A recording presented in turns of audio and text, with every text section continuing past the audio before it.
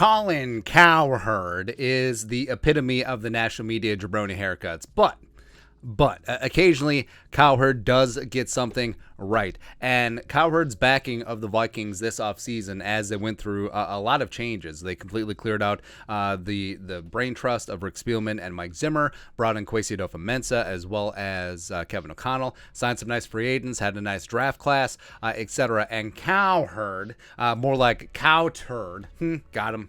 D's nuts, is actually being accurate when he's talking about the Vikings. Now, maybe it won't be like back in June where he predicted the Vikings would go 16-1, but I think that was taken a little bit out of context because he was talking off the cuff about the Vikings, how they were going to be greatly improved, and I think he just forgot that they went 8-9 last year because, I mean, the Vikings were probably the best 8-9 team in NFL history. Nailed it, because so many close games coming down to the wire, and then they just gave the game away.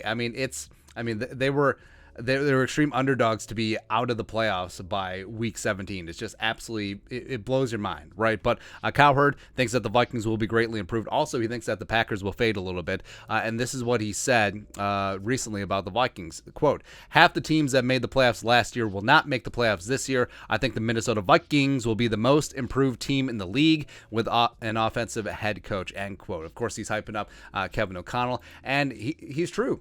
Every single year, about half the teams that made the playoffs, whether it was in the 12-team format or now 14 teams, they whiff.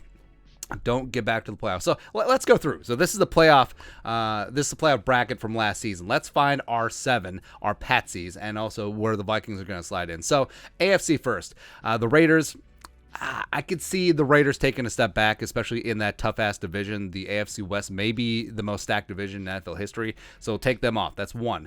Bengals, I think that they'll get back in. Extremely tough conference, but I believe in Joe Burrow. I think they greatly improved that offensive line, so they're in. We're still at 1. The Patriots and Mac Jones in year 2 with Belichick, I think that they've greatly improved around him. I think that defense has gotten a lot better, so I think that they will be in. The Buffalo Bills, yes. Absolutely. I think the Bills will be one of the teams to be reckoned with this season. The Steelers, no, they're out. I mean, it's just a miracle that they stuck into the playoffs last year. They got to thank their lucky Chargers that Staley called that timeout, and then the Raiders decided not to go for the tie, which is hilarious. So they're out. The Chiefs, even without Tyreek Hill, I still think that Kansas City gets it done. I think that they get in, even in that tough division. Then you got the Tennessee Titans. I think they may be out.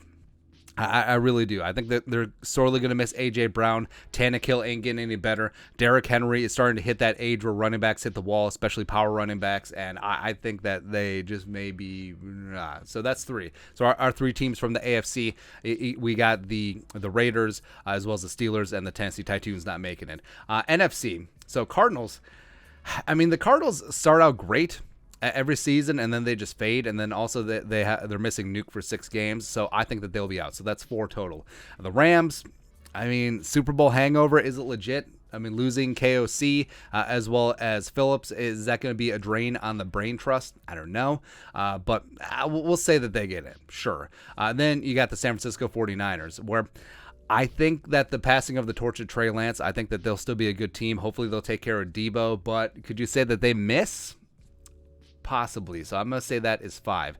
And then you got the Cowboys and the Eagles. I don't think that 2 NFC East teams will make the playoffs again. Could you see the Eagles potentially faltering? Maybe. What about Dallas? Maybe. Between the 2, because, I'm going to pick one other team to miss the playoffs. I'm going to pick that Dallas misses it. I think the Eagles win the division. So that's 6.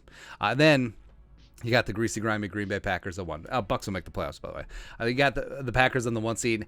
I think they might be in a little bit of trouble because even though that defense is going to be legit, and yes, my purple bias is showing, do they just whiff? Like with Rodgers, does he find out that the grass isn't greener without Devontae Adams? The grass isn't greener with all that money and a stupid ass tattoo. Does he find that out? So that'd be 7. So my team's not to make the playoffs next year again.